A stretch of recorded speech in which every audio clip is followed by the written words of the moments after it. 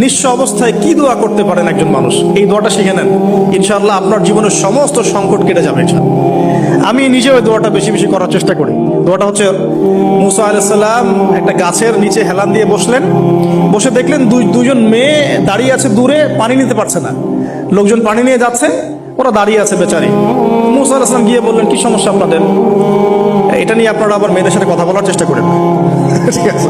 তো মাহারাম গায়রা মাহারাম মেনে চলে।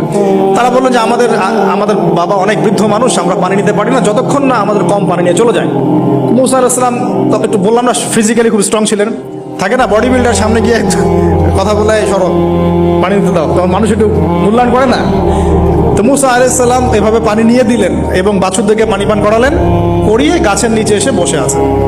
বসে বসে তিনি দোয়া করছেন, এই যে দোয়াটা তিনি দোয়া করছেন, রব্বি, একটা নেক কাজ করলেন, নেক কাজ করলেন না, মানুষের উপকার করলেন, নেক কাজ করে এসে গাছের নিচে বসে দোয়া করছেন, আল্লাহ এখানে তো আমার খাবার পানি বাসস্থান কিছুই নাই, আমি কি করব?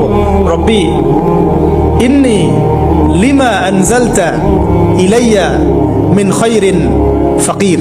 অর্থ হচ্ছে, হে আল্লাহ, তুমি তোমার পক্ষ থেকে আমার উপরে যে নিয়ামতগুলো দিবে, আমি এর জন্য ফকির হয়ে বসে আছি।